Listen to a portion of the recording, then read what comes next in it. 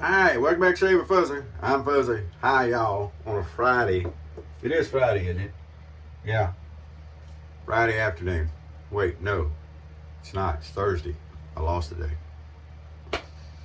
Not even Friday yet. That's okay. Anyway, so a Thursday afternoon. And normally I'd be sleeping by now. It's just about 1 o'clock. But working a double today, so I got to be in for 3. Working to 3 to 11 and 11 to 7, whatever. So anyhow, one of those days, someone takes off. Always like to make the extra money, right? But anyway, so we've been talking about the demise of the Williams, which I was late getting on board about because I didn't realize there was a demise of Williams until it was all like sold out of the stores and everything, because I haven't been looking for it. I got tons of that stuff. So anyway, I've always, everybody always talked about how bad William was, how it wouldn't lather, how it would dry out. You couldn't do this, couldn't do that. It was horrible. And I always never find that with, I didn't never find that. Don't go trying to find that one in the dictionary, because unless you're from south of the Mason-Dixon line, you ain't gonna find it. But anyway, so it was always not that bad to me. I love my Williams. But anyway, there are some soaps that are comparable to that statement, that they're hard to lather and they don't, and all this stuff. And one of those, and it's also one of the cheaper soaps, is called Scalpmaster. And you had Marvy's, and this is actually a Marvy's mug, opal mug, and I have another Marvy's mug that actually has Marvy's in it. And that's supposedly made for barbers, although I don't see why barbers would use that stuff. And then you have Scalpmaster, also supposedly made for barbers, and I don't see why barbers would use this stuff. Sally's Beauty Supply. And the stuff is horrible. It really is. We usually make it work. Everything usually comes out okay. And we're going to see what happens today. Got a couple of days of growth here, day and a half or something like that. I don't know. I've been working a lot, so it all runs together. And so we'll see what happens with the Scalpmaster this time. Normally we make it work and everything's okay, but it is sometimes a little bit of a struggle.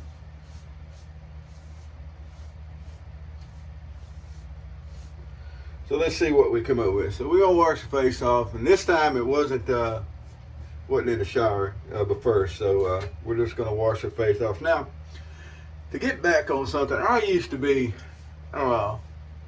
really big on prep. Soaking your face and doing all this stuff, and that would help this, and that would help that, and that would soften that, and I kind of grew out of that, and I don't really think so anymore. Wipe your face down with a good warm rag. I don't think that sitting there soaking is actually going to soften hairs. I don't think the water soaks into your hair, because if it did, but anyway, I just don't think so. I know barbers do that, but you got to remember, barbers are putting on a show, selling a service. They've got to figure some way, charge you $40 for a shave, so they got to do stuff. It's for the show. Anyway, so we're going to do what we always do. We're going to start out with a fairly dry brush. Now, I chose the Big Omega Bore for a reason, and this is the one that's got the custom or the hand-turned JR handle on it. This is his 176, but it's the Big Omega Bore. So we'll start with it very dry, just damp, and we're just going to try to build a paste here on the soap. Another one is it's got a nice long handle and I can reach down in here. So with difficult soaps, you lather them pretty much like you lather everything else. We're going to start with a paste, and then we're going to move the paste and face lather. So one thing I will do sometimes, and I just did, was I add a little bit more water to the brushes I'm building the soap on.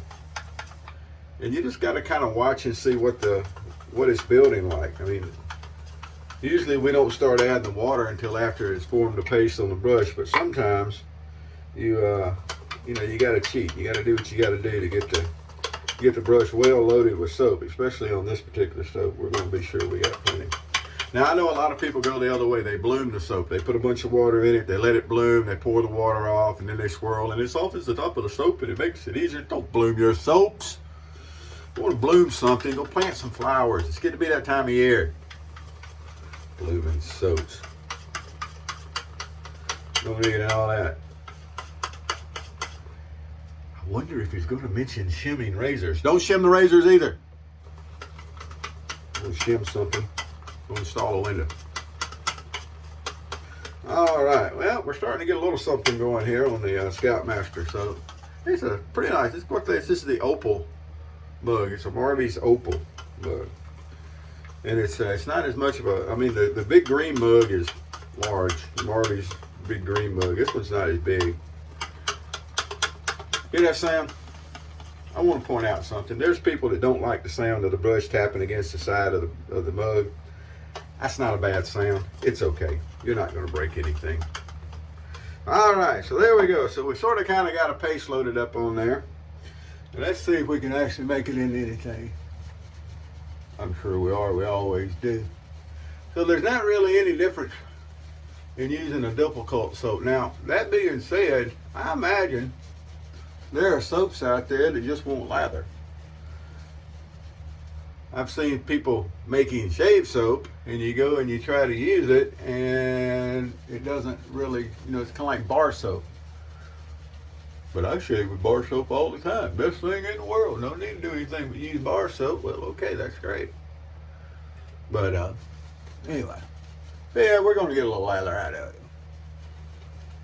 You have to really work this up, and I find, like I said, with difficult soaps, doing a little paintbrush thing helps out.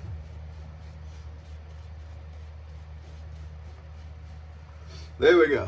So that's what we're going to use for lather. I broke out my, fuzzy catcher here. Hadn't used it in a while. It's a really nice razor that was T. White design. 3D printed. I didn't get on the 3D printed razor bus as much as some people, but it is fun to have stuff, especially when you know the person that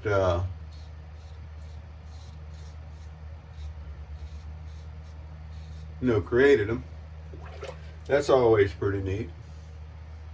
So as far as the shave goes, I mean, it's soap, it's shaving. It's nothing luxurious, nothing fancy. As you can see, it is starting to dry out over here on this side, but it's still there. There's no pulling and no snatching, and my skin doesn't feel like it's going to fall off. So that's all good stuff. A little more water in the sink here because apparently I didn't put the stopper in very good. All right. Back and give us a second round here. Now, would I recommend Scalpmaster soap to folks? Not really. I hardly ever use it. If it's all I had, if I was somewhere and all I could get a hold of was either using this or using canned goo or whatever, yeah, it can be used. If you're somewhere and you went to the Sally's and you picked it up. Now, I don't know. Don't quote me on the whole Sally's thing because I haven't looked lately. I don't know if they still carry it or not. I've had this cake of soap for a while. But this razor is just fun to use.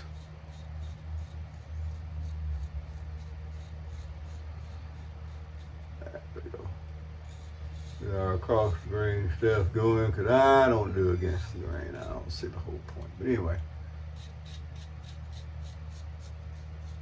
I know people that do against the grain and they say they need it and that it helps them out and it helps them stay feeling better shaved longer. Okay. If it works for you, Geronimo, away you go. All right, I'm going to go back now. There's no shame with the Scalpmaster especially in going back and reapplying a little lather there when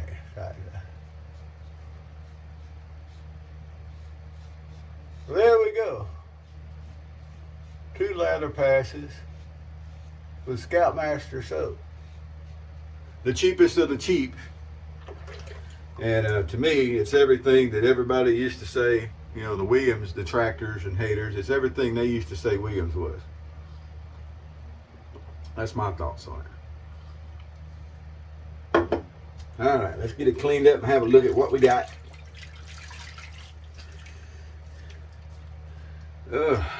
Boy.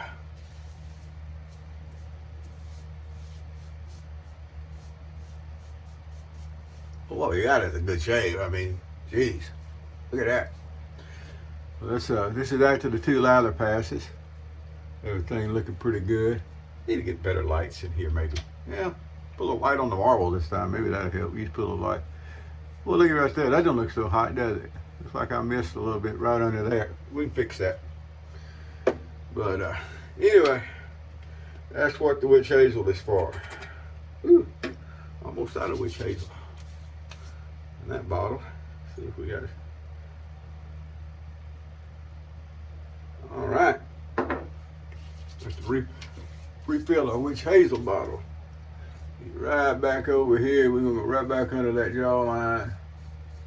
Oh yeah, no problem there. Right back under that jawline.